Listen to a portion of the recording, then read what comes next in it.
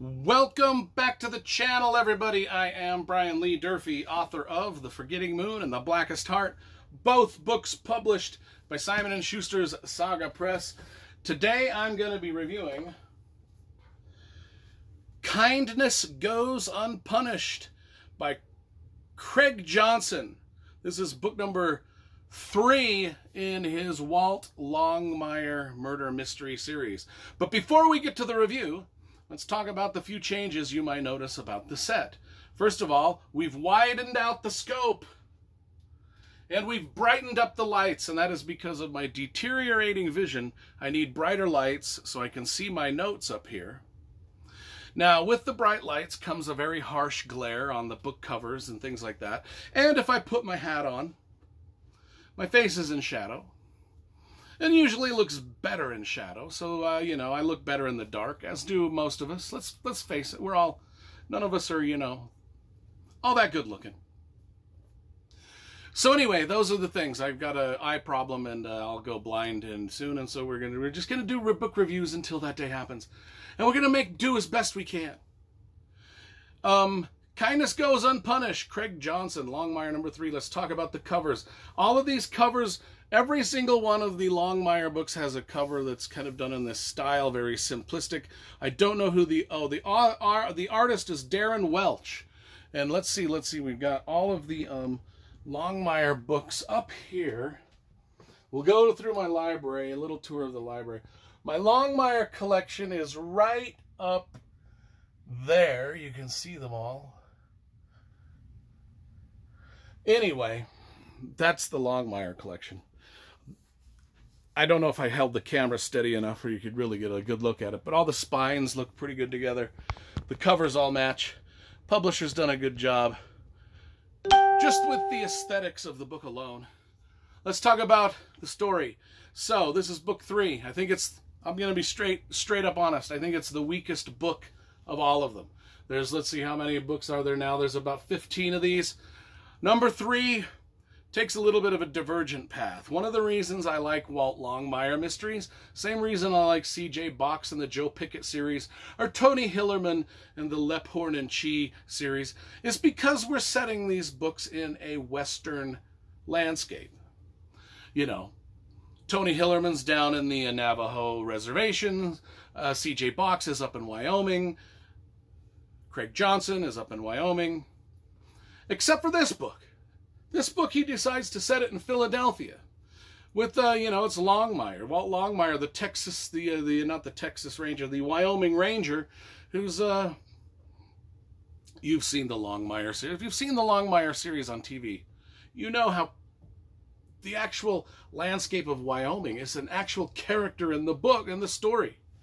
Anyway, that's the thing, it's kind of like if I want to read a mystery novel set in Philadelphia, you know, I'll read Richard Montanari, or if I want to read an urban mystery, I'll get Dennis Lehane or Michael Connelly.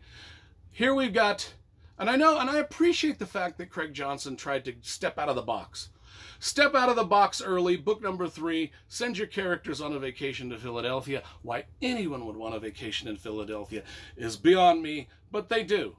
So Walt Longmire, he's the sheriff of Absaroka County, Wyoming. He's been such for 25 years.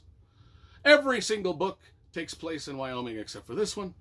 And in this one, he goes with his friend, Henry Standing Bear, to Philadelphia.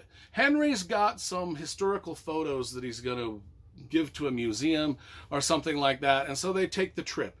Walt not only wants to hang out with his friend Henry, but he also wants to visit his daughter Katie, who lives in, and that's not KT, it's KD, like K, not K, I can't even,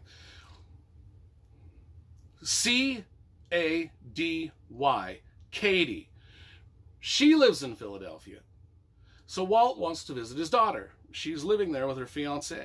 Now, once Walt gets there, he doesn't even get to visit his daughter because, and here's where the mystery starts, his daughter has been attacked and she's in a coma. So now Walt is got to, you know, dish out some Western-style revenge on whoever's done this to his daughter. And that's where the plot lies. Now, this involves some political cover-ups, some political intrigue, some mobsters. There's some it's just, all of that stuff that goes along with a nice urban mystery novel. And he's struggling. He's like a fish out of water. Him and Henry Standing Bear, they're Wyoming country bumpkins in the middle of Philadelphia trying to solve a very vicious crime against where his emotions are high, so because it's his daughter. And then so he gets the help of Vic Moretti, who is his second in command in Wyoming. Vic Moretti is this female cop who just so happened to grow up in Philadelphia, just so happened to used to be part of the Philadelphia police force, and before she went to Wyoming. So Longmire is like, hey, my compatriot Vic, maybe I'll recruit her to come out here and help me, which she does. She joins the crew of people trying to solve the mystery of Longmire's daughter being in a coma, and she navigates her way through the police force with the people that she knows, and that's basically the plot of the whole thing. And we find out who, I won't even tell you. I won't even tell you how it ends. I actually thought the TV show handled the Philadelphia storyline that goes through this whole series, sort of with Vic Moretti and Walt Longmire. I thought the TV show actually kind of made it a little more interesting, in that they brought the Philadelphia characters from Philadelphia to Wyoming, rather than Longmire going although Longmire did end up in Philadelphia for a brief time in the show. Anyway, we're comparing show to books, and the show diverts from the books in all sorts of wild ways. Both the show and the books are dynamite, though. Absolute dynamite.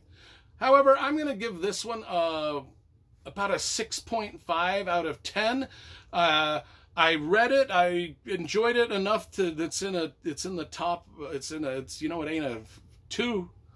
But it's just not as, I didn't like it as well as the others. The others were better. That's all I gotta say.